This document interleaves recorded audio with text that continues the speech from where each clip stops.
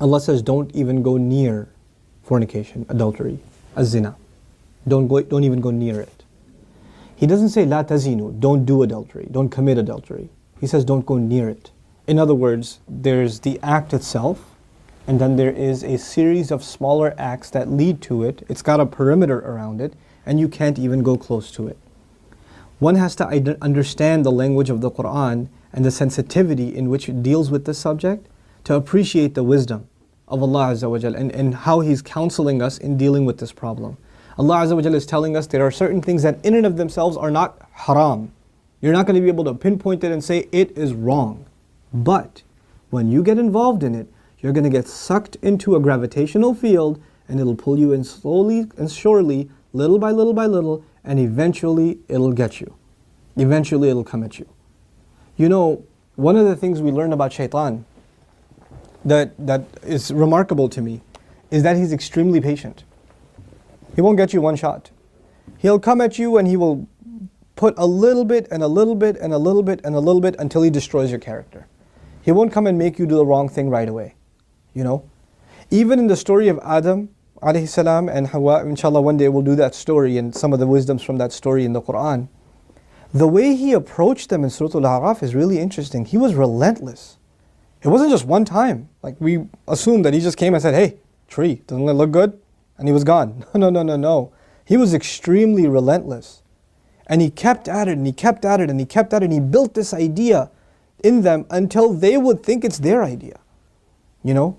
And when people start listening to Shaitan, this is the same surah Allah Azza wa Jalla says, Inna ibadi laysa laka alayhim sultan. My slaves, you're not going to have any authority over them. In other words, people who really submit to Allah, He will not have authority over them. But others, الشيطان يعدكم الفقر ويأمركم بالفحشاء, Surah Al-Baqarah. He will command you to do shamelessness. In other words, when you listen to him a little bit, you've granted him a little bit of power. When you listen to him a little more, you've granted him a little more power. And if you keep on listening to him, he gets to the point where he can command you. You will find yourself, I can't even help myself, Brother Nouman. I can't even help myself. I don't even know. I don't know how to turn the computer off. I don't know what makes me do that every night. I don't know what makes me do this or that. I don't know what makes me go there. Go into that chat session, you know. Go and log into that, horrific website. Go watch that filth. Why do I end up doing that? Why can't I lower my eyes when I'm in an elevator? When I'm walking down the street? I can't even help myself. I don't know what to do. That's when you know Shaitan's got a pretty good hold on you.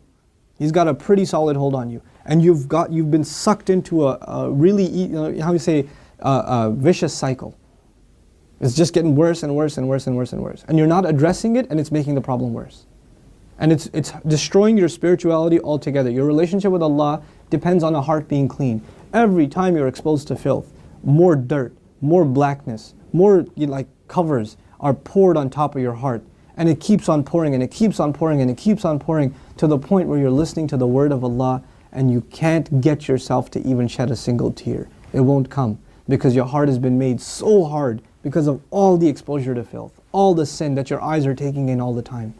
And you don't even care anymore. You know, a good heart, when it sees something inappropriate that doesn't coincide with the commandments of Allah, it is disturbed. It's not attracted, it's disturbed. It says, no, that's wrong. Immediately the conscience kicks in, the alarm goes off. But when you're at the point, when you're by yourself and you feel no guilt doing it, you just don't feel anything. You don't feel that it's wrong. The only thing before you stare at a sister, you look around like, is anybody else watching? And then you take a good look. That means the fear of Allah is completely gone. The only fear you have is that of the seen. There is no more fear of the unseen. What a horrible spiritual state to be in. Allah says, يَعْلَمُ خَائِنَةَ الْأَعْيُنِ وَمَا تُخْفِي الصُّدُورِ. He knows the stealing of the eyes, that little glance you caught. He knows that one, that little glance you took. What to speak of the stare. And He knows what the chests are hiding. You know why I brought up this particular ayah? Don't even go near zina. إِنَّهُ كَانَ فَاحِشَةً. It has always been considered a lewd, shameless, vulgar act. وَسَاءَ سَبِيلًا. And a horrible path. Allah describes it as a path. A horrible path. In other words, a path has steps. Right? A path is made up of steps. You have to identify which step you're in. What makes you get into this, And for each of you, there's a process, there's a cycle. You're in a room by yourself. You're after school, you've got a couple of hours before your parents get home. You're among a bunch of friends that don't have any standards. You have to identify what leads you to this sin every time, and you have to cut it in its tracks. You have to stop going down that path. وَسَاءَ سَبِيلًا. What's amazing to me about this ayah, where it's situated. Right after this ayah, Allah says, don't murder people. وَلَا تَقْتُلُوا النَّفْسَ الَّتِي حَرَّمَ اللَّهُ إِلَّا بِالْحَقِّ. Don't kill any person that innocent person essentially. Allah mentioned this crime first and murder second. Can you think of that? Like, we think of murder as this huge crime, right? But Allah says, when you violate the dignity of a human being, that's fahsha. Looking at a human being in that way is violating your own and their dignity.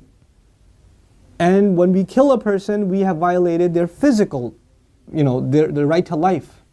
So there's the spiritual murder, fahsha, and there's the physical murder, qatl. There's two kinds of murder here. So Allah mentions the spiritual murder first. Our standards have gone so low. A movie comes out, you see a couple of trailers, you tell yourself, there's just one bad scene in it, it's okay. It's PG-13, it's not R. What used to be R 10 years ago is now PG-13. What used to be PG-13 is now PG. They put filthy scenes in everything now. And we don't even care about the spiritual price we're paying. It's affecting our prayer, it's affecting our dua, it's affecting our character. It's affecting our family life. It is. And we don't care. We just think, hey, that's life, bro, come on, live in the times. It's alright. That's just what it is now. What can you do? So many of you don't care what kinds of pictures you put up of yourselves on your Facebook pages. I stopped going on Facebook for a reason. I don't say that Facebook is haram or whatever, but for me personally, I couldn't do it anymore. I just couldn't do it. I stay in, we'll put something up on our Bayna thing, like an announcement or this or that. But for socializing, just the things I saw were so disappointing. Like, how can you do that? You're Muslims. How can you post pictures like that? Have dignity for yourself. Have dignity for your family. Guard your gaze. Start with your eyes. The zina of the eyes, and everything else goes from there. Everything else goes from there. Inshallah ta'ala, I want to talk to you about this subject at length and do little small snippets and maybe portions from the Quran that deal with this subject. But the last thing I'll tell you today, inshallah ta'ala at least, is something about the word fahisha, which I'm translating as shamelessness or lewdness or vulgarity. The Arabic language has roots that are close to each other. Wahish and fahish. Wahish actually means wild animal.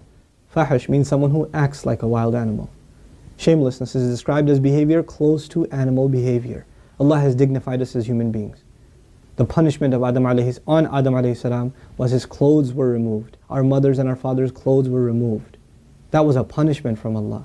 And immediately they recognized that they need to cover themselves. They didn't learn to cover themselves from a society. It wasn't society that taught them to be shameless. Nowadays your anthropology professor told you, it's society that makes us dress in clothes. It's a sociological thing. We learn to dress and cover ourselves over history, but naturally we're just supposed to be the way we are, like all other animals. Adam alayhi salam didn't learn anything from any society. He was given a consciousness, and the moment his clothes were removed, he's trying to cover himself. Our mother's trying to cover herself.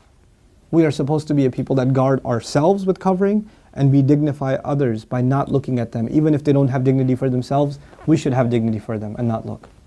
Because they are in the end a creation of Allah. Even if they're a disappointing creation of Allah, they are a creation of Allah. And we have more respect for ourselves and for humanity in general, to not look at it as animals look at other animals. May Allah Azza wa Jal make us spiritually healthy and alleviate us from this growing and ever increasing spiritual problem, and that is of not being able to lower our eyes. And may Allah not allow us to be in company and in situations and involved in activities that lead us more and more towards this horrible, horrible path. May Allah Azza wa Jal clean our way or ease our way to a purer and healthier spiritual life.